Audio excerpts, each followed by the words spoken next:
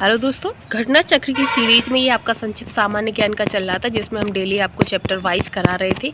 इसमें हमने आपका जो प्राचीन भारतीय इतिहास है, प्राचीन भारतीय इतिहास के अंतर्गत चल रहे थे, जिसमें हमने आपका क्या क्या करा दिया है। आपके भारतीय इतिहास के जानने के स्रोत हमारा हो गया है, इतिहास का विभाजन भी हमने देख लिया है, ताम्रपाषाण काल भी देख लिया, वैदिक संस्कृति भी देख ली, साथ ही आपकी 6वीं शताब्दी पूर्व धार्मिक आंदोलन भी देख लिए, जिसमें आपका बौद्ध धर्म और जैन धर्म और साथ ही आपका शैव धर्म और वैष्णव धर्म या भागवत धर्म, ये सभी हमने कर लिए हैं। आज की टॉपिक का जो हमारा वीडियो है वो है आपका रहेगा मगध राज्य का उत्कर्ष। तो मगध राज्य का उत्कर्ष कैसे क्या हुआ, ये हम आज की वीडियो में कंप्लीट करेंगे। तो चलिए आज के सीधे हम अपने टॉपिक पर चलते हैं।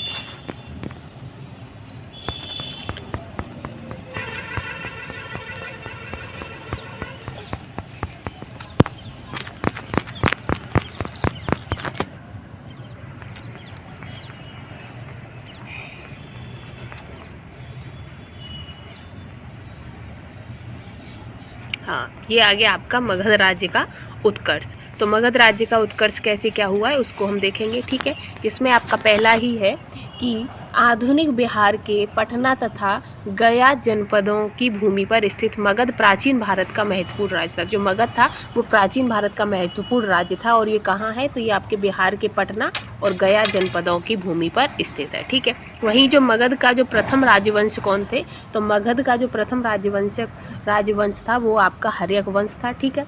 और इस वंश के जो संस्थापक हैं वो आपके बिंबिसार थे, जिसने गिरिव्रज यानी कि राजगृह को अपनी राजधानी बनाया था।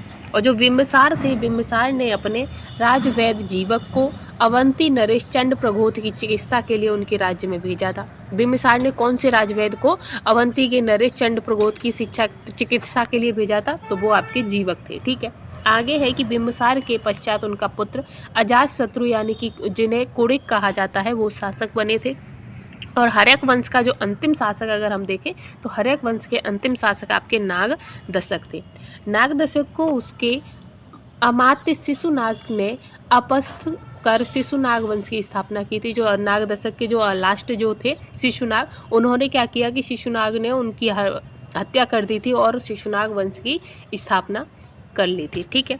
अब ये जो शिशुनाग वंश का जो अंतिम शासक कौन थे, तो शिशुनाग वंश के अंतिम शासक आपके नंदीवर्मन थे, ठीक है, जिन्हें महानंदी भी कहा जाता है। तो उन्होंने नंद वंश का संस्थापक महापद्मानंद थे। नंद वंश के संस्थापक कौन थे, तो महापद्मानंद थे। वहीं नंद वंश का अंतिम शासक कौन था, तो नंद वंश का जो अंतिम शासक थे वो धनानंद थे। और जो घननंद थे वो सिकंदर के समकालीन थे, और घननंद को पराजित कर चंद्रगुप्त मौर्य ने मौर्य वंश की स्थापना की थी। अब हम मौर्य वंश से संबंधित आ जाएगा, मौर्य वंश से संबंधित जितने क्वेश्चन है वो हम देख लेंगे, उनमें कौन कौन से सम्राट हुए, उन सम्राट से संबंधित क्वेश्चन। तो इसमें आपका पहला है कि मौर्य वंश। तो मौर्य साम्राज्य जो है वो चाणक्य यानी कि कौटिल्य, जिनके विष्णुगुप्त ने धनानंद को हराने में चंद्रगुप्त की सहायता की तथा चंद्रगुप्त का प्रधानमंत्री भी बने थे। तो चाणक्य कौन थे, तो चाणक्य आपके चंद्रगुप्त के प्रधानमंत्री थे, और इन्होंने ही आपकी जो अर्थशास्त्र की रचना की है। वहीं चाणक्य द्वारा लिखी गई अर्थशास्त्र पुस्तक जो है उसका विषय राजनीतिक विषय था, ठीक है। अब हम चंद्रगुप्त के बारे में देखेंगे। चंद्रगुप्त मौर्य, तो चंद्रगुप्त मौर्य ने 305 ईसा पूर्व के आसपास सेल्यूकस निकेटर यानी कि बेबीलोन का जो शासक था सेल्यूकस निकेटर को पराजित किया, जिसने बाद में अपनी पुत्री कार्नेलिया, जिन्हें हम हेलेना के नाम से भी जानते हैं, उनका विवाह चंद्रगुप्त के साथ कर दिया था।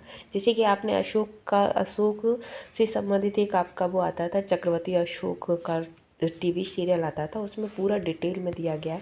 उसमें बताया गया था कि सेल्यूकस निकेटर की जो पुत्री थी हेलेना, उनका विवाह चंद्रगुप्त के साथ किया गया था, के साथ करके उसे एरिया यानी कि काबुल, अराकोसिया यानी कि कंधार, पेमीसिदाई यानी कि हेरात और जैड्रोसिया यानी कि मकराना, कुल 4 प्रांत दहेज में दिए थे। किसने, तो ये आपके सेल्यूकस निकेटर ने 4 प्रांत हेलेनिया को दहेज के रूप में दिए थे, ठीक है। इसी में आगे है कि जो चंद्रगुप्त एवं सेल्यूकस के मध्य युद्ध का वर्णन एपियांस है। क्या है, जो युद्ध का वर्णन जो इनमें मिलता है वो आपके एपियांस में मिलता है। साथ ही सेल्यूकस का जो राजदूत, सेल्यूकस के राजदूत कौन थे, तो जो मेगास्थनीज थे वो चंद्रगुप्त मौर्य के दरबार में जो आए थे वो सेल्यूकस के राजदूत थे, ठीक है।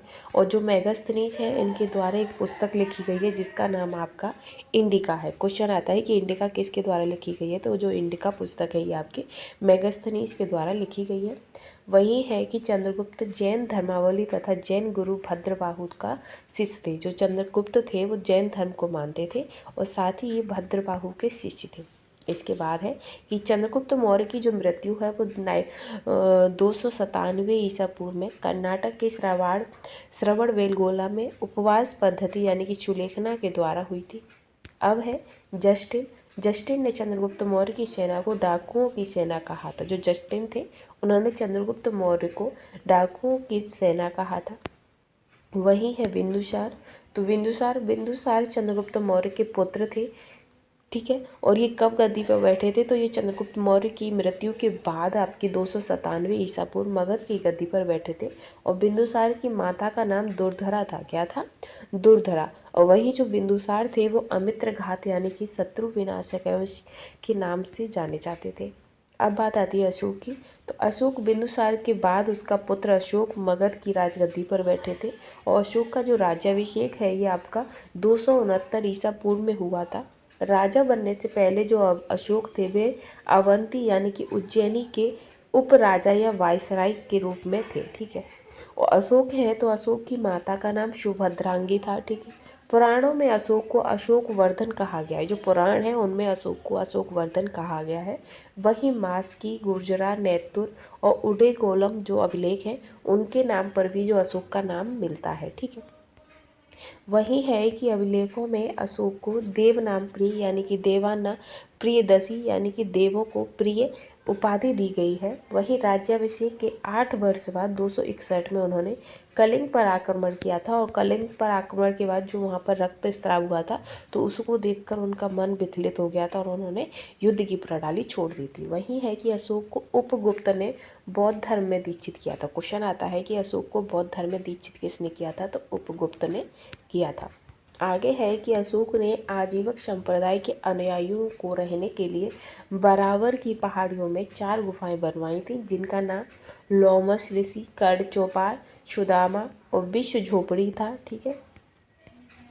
ये है आपका अशोक के द्वारा धर्म के प्रचारक के लिए भेजे गए जो प्रचारक थे वो सिर्फ, जैसे कि आपका क्वेश्चन आता है कि सुवर्णा में किसको भेजा था, तो जो सुवर्ण भूमि है यानी कि बर्मा, तो बर्मा में उन्होंने सोन एवं उत्तरा को भेजा था। श्रीलंका में उन्होंने महेंद्र एवं संघमित्रा को भेजा था। कश्मीर और गंधार के लिए उन्होंने मध्यांतिक को भेजा था। यवन राज्य में उन्होंने महारक्षित को भेजा था। ये ऐसे थे जिनको उन्होंने धर्म प्रचार के लिए बाहर भेजा था, ठीक है। ये काफ़ी इम्पोर्टेंट है, इन्हें आप ज़रूर याद करिएगा क्योंकि यहाँ से एक क्वेश्चन आपका आराम से बन जाता है। इसके बाद है कि अशोक के अभिलेखों को 3 भागों में विभक्त किया गया जिसमें आपका शिलालेख, स्तंभलेख और गुहालेख शामिल है। तो अशोक के अभिलेखों को कितने भागों में व्यक्त किया है? 3 भागों में किया गया है, शिलालेख, स्तंभलेख और गुहालेख, ठीक है। आगे है कि अशोक के शिलालेख की खोज जो है वो 750 ईस्वी में टेफेंथलर ने की थी। तो अशोक के शिलालेख की जो खोज है वो किसने की थी, तो टेफेंथलर जो है उन्होंने 1750 में की थी। कौशाम्बी अभिलेख को रानी का अभिलेख कहा जाता है। रानी का अभिलेख तो वो कौशाम्बी का अभिलेख। रुईमंदई का जो अभिलेख है वो सबसे छोटा अभिलेख है, ठीक है। आगे है कि धम्म यात्रा के दौरान अशोक द्वारा लुम्बिनी में भू राजस्व की दर घटाने का उल्लेख रुईमंदई स्तंभलेख में किया गया है। वही है कि सरेकुना यानी कि कदहार अभिलेख ग्रीक एवं अरामेक भाषाओं में प्राप्त हुआ है। इसी में है कि अशोक के समय मौर्य साम्राज्य में प्रांतों की जो संख्या थी वो 5 थी। प्रांतों को चक्र कहा जाता था। अशोक के बौद्ध होने का जो सबसे प्रमाण है वो आपका ब्राभ्रू यानी कि विराट शिलालेख से प्राप्त होता है। वही है कि राज्याभिषेक से संबंधित मास्की के लघु शिलालेख में अशोक ने स्वयं को बुद्ध शाक्य कहा है। क्या कहा है? बुद्ध शाक्य कहा है, ठीक है। वही आता है कि सोहगौरा ताम्र अभिलेख तथा महास्थान अभिलेख में अकाल के समय राज द्वारा अनाज वितरण का उल्लेख भी मिलता है। अब ये दिए गए हैं आपके अशोक के शिलालेख एवं उनसे संबंधित विवरण। तो ये क्वेश्चन काफ़ी इम्पोर्टेंट रहेगा आपका, कि जैसे कि जो अशोक का जो पहला शिलालेख है ये आपका पशु बलि की निंदा से संबंधित है। इसमें पशुओं की जो बलि दी जाती थी उसकी निंदा की गई है। वहीं जो पहला पृथक शिलालेख है वो आपके सभी मनुष्य मेरी संतान है, इसके बारे में कहा गया है। अशोक का दूसरा शिलालेख जो है वो मनुष्य एवं पशु दोनों की चिकित्सा व्यवस्था तथा सीमांत राज्यों जैसे चोल, पांड्य, सत्यपुत्र, केरलपुत्र एवं सीलोन का उल्लेख मिलता है। तीसरे शिलालेख में आपके अशोक का जो तीसरा शिलालेख है, चौथा शिलालेख भारी घोष की जगह धम्म घोष की घोषणा करता है। वहीं पांचवा शिलालेख जो है वो धम्म महामात्रों की नियुक्ति के विषय में जानकारी देता है। छठा शिलालेख प्रजा के कार्यों के लिए मुझे हर जगह सूचना दे, इससे संबंधित है। सातवां शिलालेख आत्मनियंत्रण तथा मस्तिष्क की शुद्धता का उपदेश। आठवां शिलालेख अशोक की तीर्थ यात्राओं का उल्लेख करता है। वहीं जो नौवां शिलालेख है ये आपका सच्ची भेंट एवं सच्चे शिष्टाचार का उल्लेख करता है। इसी के आगे है 10वां शिलालेख। तो 10वां शिलालेख आपके धम्म के पालन का उपदेश देता है। 11वां धम्म की व्याख्या। 12वां शिलालेख आपका धार्मिक असहिष्णुता की नीति का उल्लेख करता है। 13वां शिलालेख कलिंग युद्ध, पड़ोसी राज्यों का वर्णन और आठविक राज्यों का उल्लेख। और 13वां शिलालेख आपका काफ़ी इम्पोर्टेंट भी है। इसी के साथ है प्रांत और उसकी राजधानी। जो पूर्वी प्रांत था तो पूर्वी प्रांत की जो राजधानी पाटलिपुत्र थी, कलिंग की राजधानी तोशली, अवंती की उज्जैनी और उत्तर पथ यानी कि उदीच्य उसकी तक्षशिला और दक्षिण पथ की स्वर्णगिरी राजधानी थी। आगे है कि मेगास्थनीज के अनुसार नगर का प्रशासन 6 समितियों में विभाजित था तथा प्रत्येक समिति में 5 सदस्य होते थे। एग्रोनोमोई मार्ग निर्माण अधिकारी था। वहीं अर्थशास्त्र में गुप्तचर को गूढ़ पुरुष कहा जाता था। भ्रमणशील गुप्तचरों को संचरा तथा एक जगह रहने वाले गुप्तचरों को संस्था कहा जाता था। भ्रमणशील गुप्तचरों को संचरा और एक जगह रहने वाले गुप्तचरों को संस्था कहा जाता था। और न्यायालय 2 प्रकार के होते थे, एक धर्मस्थली और एक कटक संशोधन, यानी कटक संशोधन फौजदारी, धर्मस्थली दीवानी। सरकारी भूमि को सीता कहा जाता था और बिना वर्षा की उपजाऊ भूमि को अदेव मात्रक भूमि कहलाता था। राजकीय भूमि की व्यवस्था करने वाला प्रधान सीता अध्यक्ष कहलाते थे। वहीं राज्यों को युक्त प्रादेशिक धम्म महामात्र सत्रयाध्यक्ष और ब्रज भूमि के मौर्य काल के प्रमुख प्रशासन पदाधिकारी होते थे। इसी के साथ शासन की सुविधा के लिए केंद्रीय प्रशासन अनेक विभागों में बटा था, जिसे तीर्थ कहा जाता था। अर्थशास्त्र में 18 तीर्थ और 26 अध्यक्षों का उल्लेख मिलता है। मेगास्थनीज ने भारतीय समाज को 7 वर्गों में विभाजित किया, जिसमें सैनिक, निरीक्षक, दार्शनिक, अहीर, किसान, कारीगर और सभासद आते थे। ये अर्थशास्त्र में वर्णित प्रमुख तीर्थ और उनके अध्यक्ष हैं। पुरोहित धर्म एवं दान प्रभाव का प्रधान होता था। युवराज राजपुत्र होता था। सेनापति सैन्य विभाग का प्रधान होता था। समाहर्ता आय का संग्रहहर्ता होता था। साथ ही सन्निधाता राजकीय कोष के अध्यक्ष होते थे। लक्षणाध्यक्ष ये मुद्रा जारी करने वाले। आकाराध्यक्ष ये खानों का अध्यक्ष होते थे। प्रदेष्टा फौजदारी न्यायालय के न्यायाधीश होते थे।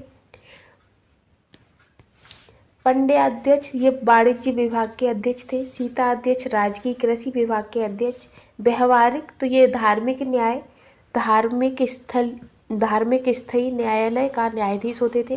कर्मांतिक उद्योग एवं कारखानों के अध्यक्ष। दंडपाल पुलिस अधिकारी। वित्ताध्यक्ष ये चारागाह प्रमुख होते थे। अंतपाल तो अनंतपाल आपके सीमावर्ती दुर्गों के रक्षक। शूनाध्यक्ष ये बूचड़ खाने के प्रमुख होते थे। और गणिका अध्यक्ष ये वेश्याओं के प्रमुख होते थे। उसी में है कि मौर्य वंश का अंतिम शासक बृहद्रथ था। वहीं बृहद्रथ की जो हत्या है वो उनके सेनापति पुष्यमित्र शुंग ने 184 ईसा पूर्व में कर दी थी और उसके बाद उन्होंने जो पुष्यमित्र शुंग थे उन्होंने शुंग वंश की स्थापना की थी। मौर्य वंश समाप्त।